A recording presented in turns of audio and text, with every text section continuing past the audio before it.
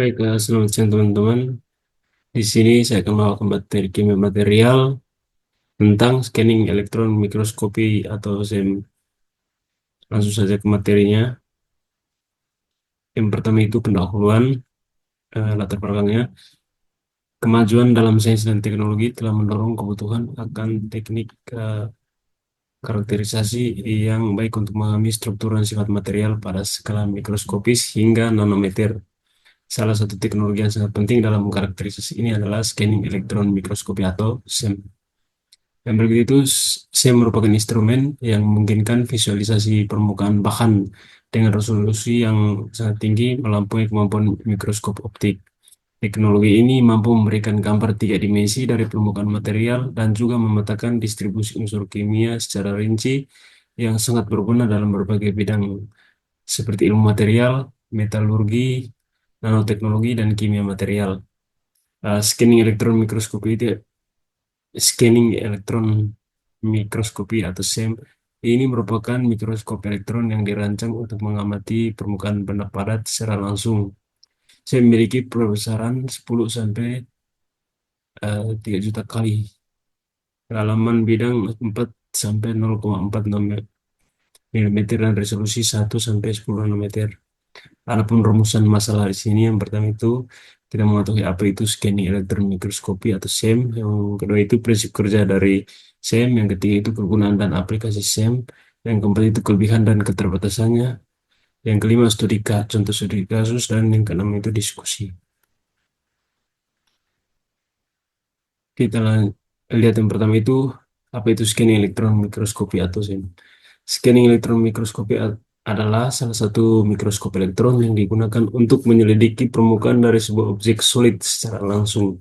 Saya memiliki perbesaran dari 10 hingga 3 juta kali depth of field 4 sampai 0,4 mm dan dengan resolusi sebesar 1 sampai 10 nanometer.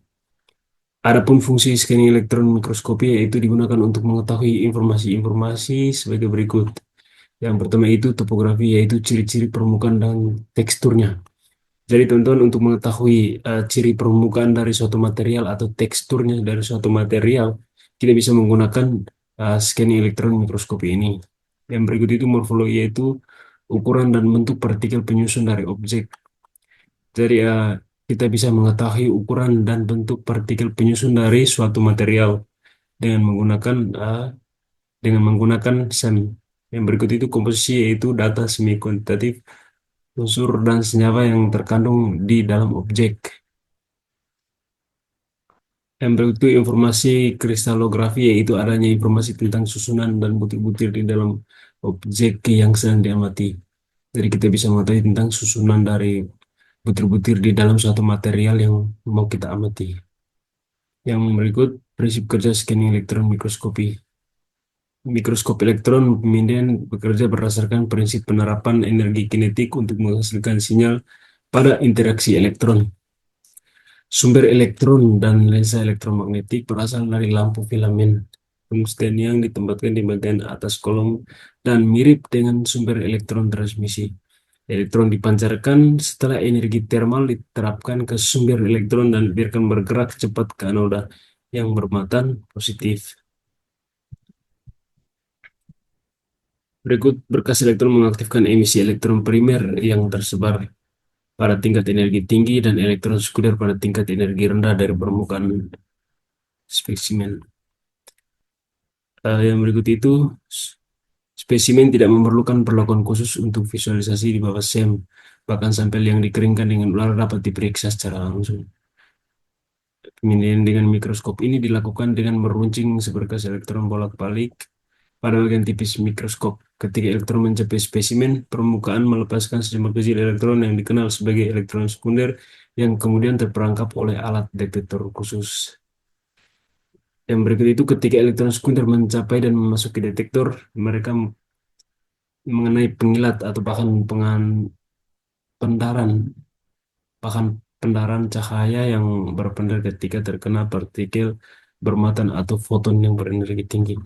Ini memancarkan kilatan cahaya yang diubah menjadi arus listrik oleh pengganda foto, mengirimkan sinyal ke tabung sinar katode Ini menghasilkan gambar yang tampak seperti gambar televisi yang dapat dilihat dan difoto. Yang berikut itu komponen utama mikroskop elektron pemindaian meliputi eh, sumber elektron ini sumber elektron. Di sini elektron diproduksi pada panas termal pada tegangan 1 sampai 40 kV. Elektron mengembun menjadi berkas yang digunakan untuk pembuatan gambar dan analisis. Ada 3 jenis sumber elektron yang dapat digunakan yaitu filamen tungsten, latanum hexaborid, dan field emission gun atau FEG. Yang berikut itu ada lensa. Memiliki beberapa lensa kondensor yang memfokuskan berkas elektron dari sumber melalui kolom yang membentuk berkas elektron sempit dan yang membentuk bintik yang disebut ukuran bintik. Komparan pemindaian digunakan untuk membelokkan berkas di atas permukaan spesimen. Ada detektor, terdiri dari beberapa detektor. Jadi detektor ini terdiri dari beberapa detektor yang mampu membedakan elektron sekunder, elektron yang dihamburkan kembali, dan elektron yang dihamburkan kembali yang dibelokkan. Fungsi detektor sangat bergantung pada kecepatan tegangan dan kepadatan spesimen. Perangkat tampilan atau perangkat keluaran data. Satu daya sistem vakum seperti mikroskop elektron transmisi, mikroskop elektron pemindaian harus bebas dari getaran dan elemen elektromagnetik apapun. Ada komprovasi. Yang berikut itu kegunaan dan aplikasi scanning elektron mikroskopi atau SEM. Ada penelitian di mana SEM menjadi alat yang sangat berharga, terlebih khusus pada ilmu material. Yang pertama itu karakterisasi material. SEM digunakan untuk mengamati dan menganalisis struktur mikroskopis material, termasuk logam, keramik, dan polimer. Ini membantu dalam pengembangan dan perbaikan material baru. Analisis kerasan dan kekuatan material. Jadi, SEM ini bisa digunakan untuk menganalisis kekerasan dan kekuatan material. Dengan SEM, peneliti dapat memeriksa permukaan material untuk mengevaluasi struktur kristal dan menilai karakteristik kekuatan dan kekerasan material. Yang berikut itu, para ilmu material, SEM ini digunakan untuk meneliti, meneliti material non-struktural. Dalam skala nanometer, saya memberikan wawasan mendalam tentang sifat material non-struktural yang relevan untuk pengembangan nanoteknologi. Eh, Adapun kelebihan dan ada keterbatasan dari SEM. Yang pertama itu kita lihat kelebihan dari SEM. Yang pertama, resolusi tinggi. SEM dapat mencapai resolusi antara 1 hingga 10 nanometer yang memungkinkan visualisasi detail kecil dari permukaan sampel. Yang berikut, SEM dapat menghasilkan gambar 3 dimensi. SEM unggul dalam memberikan citra dengan kedalaman medan yang besar, kemungkinan visualisasi 3 dimensi dari topografi permukaan.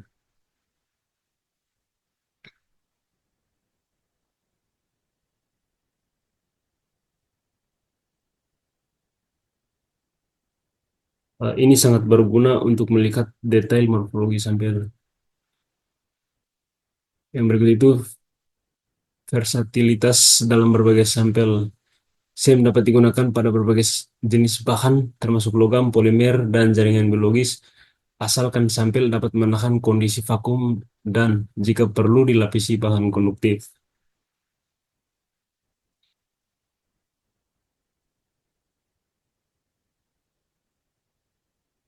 Hal ini menjadikan alat yang sangat serbaguna untuk aplikasi penelitian.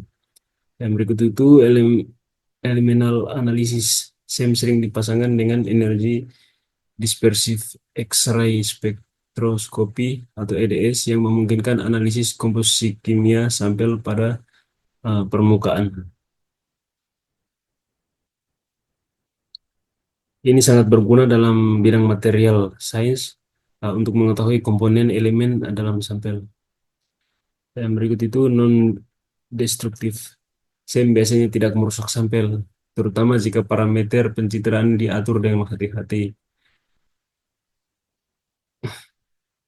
Ini penting untuk sampel yang berharga atau tidak bisa digantikan. Jadi jika sampel yang berharga atau sulit didapatkan itu bisa menggunakan SEM karena SEM ini non-destruktif atau biasanya tidak merusak sampel, terutama jika parameter pencitraan diatur dengan hati-hati. Yang berikut itu ada kelebihan yang berikut yaitu cepat dan efisien. Jadi proses pencitraan dengan SEM relatif cepat dibandingkan dengan teknik mikroskopis lainnya, terutama jika dibandingkan dengan TEM yang memerlukan persiapan dan pencitraan terlebih lama. Di samping adanya kelebihan dari SEM ini, ada pula keterbatasan dari SEM atau kekurangan dari SEM. Yang pertama itu biaya tinggi. SEM membutuhkan peralatan yang sangat mahal, baik untuk pembelian awal maupun perawatannya. Vakum tinggi, sumber elektron, dan detektor khususnya memerlukan biaya operasional dan pemeliharaan yang tinggi. Jadi karena SEM ini vakumnya tinggi dan sumber elektron dan detektor khusus, maka SEM ini memerlukan biaya operasional dan pemeliharaan yang tinggi. Yang berikut itu persiapan sampel yang rumit. Sampel yang tidak konduktif seperti jaringan biologis atau polimer harus dilapisi dengan bahan konduktif seperti emas atau karbon agar bisa dipindai. Proses pelapisan ini dapat mempengaruhi sifat asli sampel, terutama untuk sampel yang sensitif. Selain itu, saya memerlukan kondisi vakum tinggi sehingga sampel yang mengandung air atau mudah menguap harus dikeringkan terlebih dahulu yang bisa menyebabkan deformasi sampel.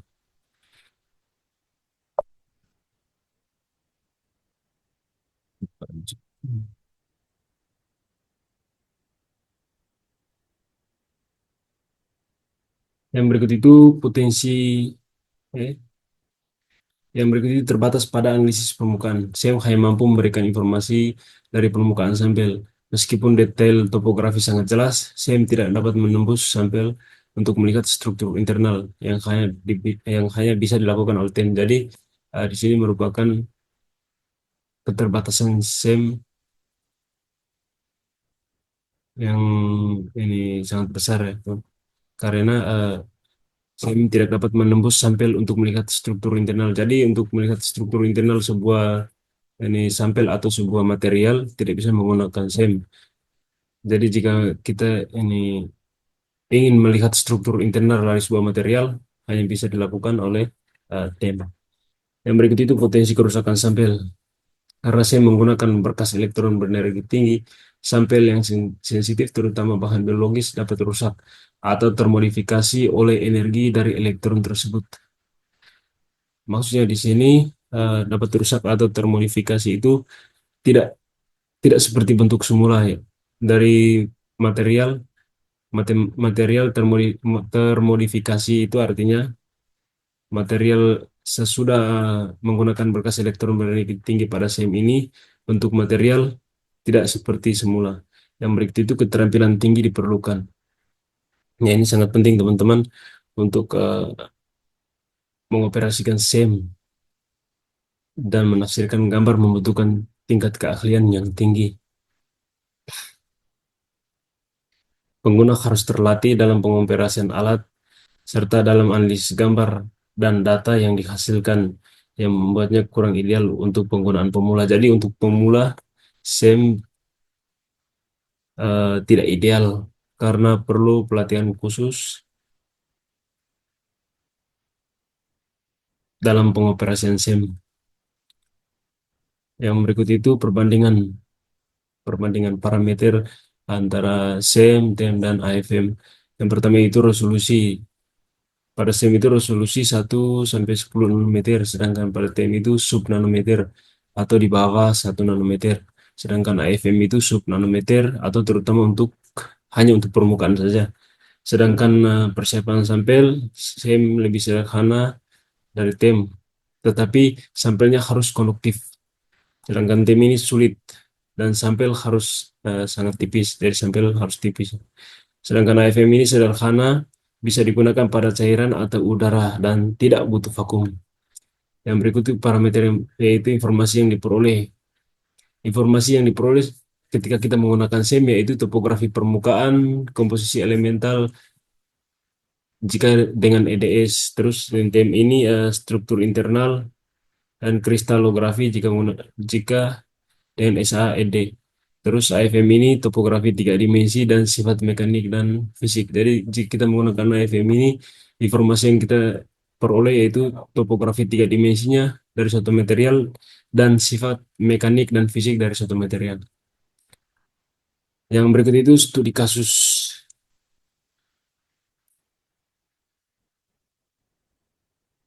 Ah, Yang berikut studi kasus, salah satu contoh studi kasus yang relevan menggunakan SEM adalah penelitian pembuatan dan karakterisasi karbon aktif berbahan baku limbah kulit durian sebagai elektroda superkapasitor. Eh, Metode scanning elektron mikroskopi atau SEM digunakan dalam penelitian ini untuk mengamati morfologi dari bahan baku kulit durian dan karbon aktif yang dihasilkan. Hasil yang diperoleh dari penelitian ini menunjukkan bahwa karbon aktif yang dihasilkan dari limbah kulit durian memiliki beberapa karakteristik penting. Yang pertama itu luas permukaan spesifik.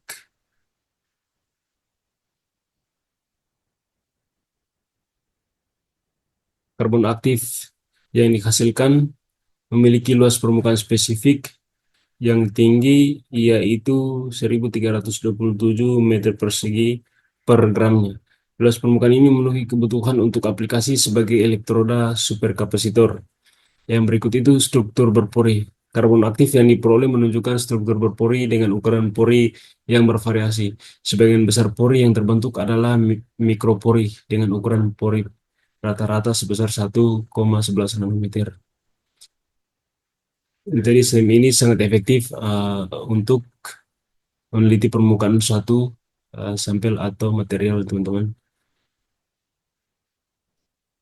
Yang ketiga itu kapasitansi superkapasitor. Meskipun karbon aktif memiliki luas permukaan spesifik yang tinggi, kapasitansi dari superkapasitor yang dibuat menggunakan karbon aktif ini hanya terukur sebesar 18 milifarad per gram. Ini menunjukkan bahwa luas permukaan yang tinggi tidak selalu berbanding lurus dengan nilai kapasitansi yang tinggi. Dan kemampuan elektrolit untuk masuk ke dalam pori juga mempengaruhi hasil ini. Yang berikut itu karakterisasi elektrokimia. Karakterisasi elektrokimia dari superkapasitor dilakukan menggunakan metode selik voltammetri atau CV dan electrochemical impedance spectroscopy atau EIS.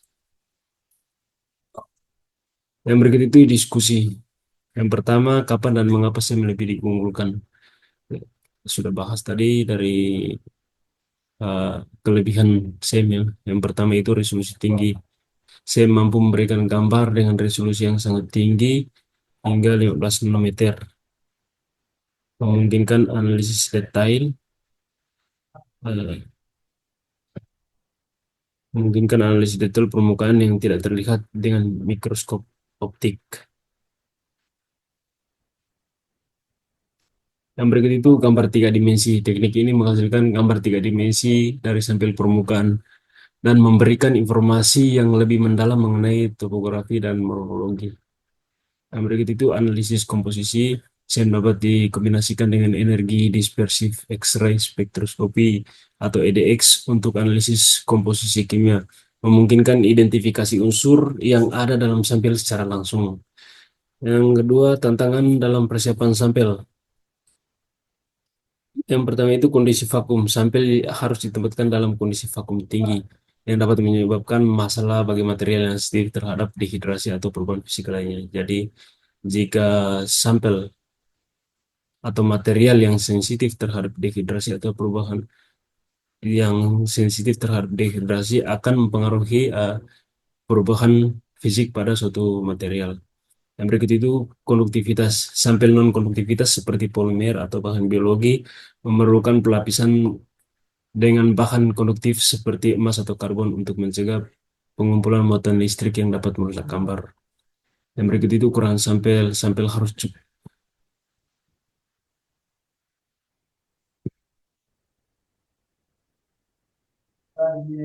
Berikut ukuran sampel. Sampel harus cukup kecil untuk dimuat dalam ruang pemindahan SEM yang dapat menjadi kendala bagi beberapa jenis material. Yang ketiga itu solusi untuk mengatasi tantangan. Adapun solusi untuk mengatasi tantangan yang pertama itu pelapisan konduktif. Jadi menggunakan teknik superting untuk melapisi sampel non-konduktif dengan lapisan tipis konduktif sebelum dianalisis. Dan berikut itu penggunaan teknik alternatif. Untuk sampel yang sensitif, teknik seperti Kreisem dapat digunakan, di mana sampel dibekukan dan dianalisis dalam keadaan beku untuk menjaga integritas strukturnya. Yang berikut itu optimasi proses persiapan, menjelaskan prosedur standar untuk mempersiapkan berbagai jenis sampel agar sesuai dengan kebutuhan analisis sampel.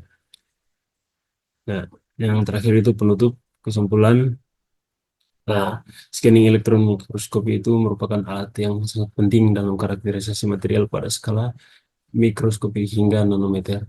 Dengan kemampuan resolusi tinggi, SEM memungkinkan peneliti untuk mendapat gambar tiga dimensi dari permukaan material serta informasi komposisi kimia melalui teknik kombinasi seperti energi dispersif X-ray spektroskopi atau EDS.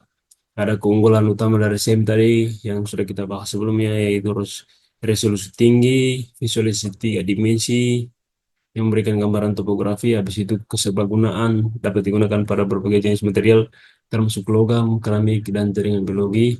Namun terdapat juga beberapa kendala seperti biaya operasional yang tinggi, persiapan sampel yang rumit, dan potensi kerusakan pada sampel yang sensitif.